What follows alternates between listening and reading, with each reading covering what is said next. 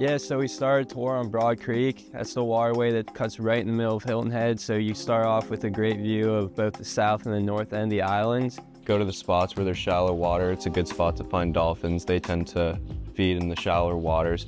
We'll head out into the Calabogie Sound if it's a nicer day. Go across into the Cooper River. Sometimes we'll find dolphins near some of the shark holes over there. They tend to travel to the mouths of creeks and also on the sides of the creeks. So that's where that's the initial place that I go to. From there, we could head all different places. We could see the lighthouse at Harbor Town, the Fusky Islands. We can go more to the north end of the island, see Pinckney Island.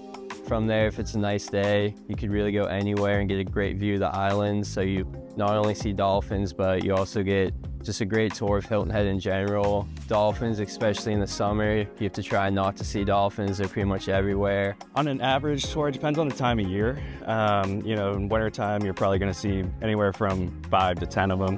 Definitely in the summertime, we see a lot more dolphins migrate over to the Hilton Head area closer to May or June, so it's almost impossible to not run into dolphin in the summertime.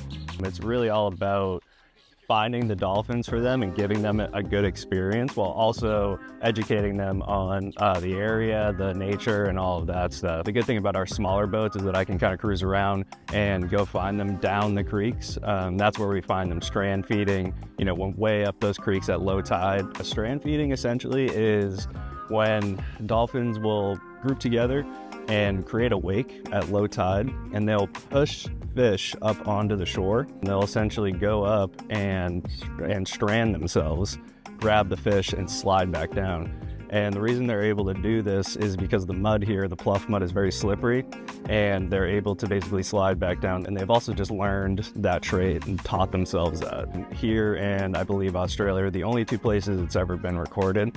So if you can catch it at the right time at low tide, it's a really cool thing to see. We do get a ton of different wildlife, and it gives us a lot to talk about. We see like pelicans, osprey, ibis, blue herons, loons. If you get really lucky, you can maybe see a loggerhead turtle out here.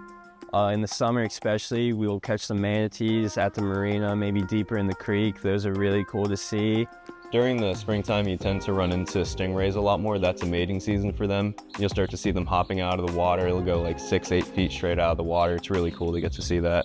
Sea turtles, loggerhead sea turtles, tons of jellyfish, some sharks here and there. That's really the extent of it. Everything else tends to stay at the bottom of the water. Yeah, dolphins are one thing, but really just seeing all the different wildlife here and the nature, that's probably one of the best parts about Hilton Head.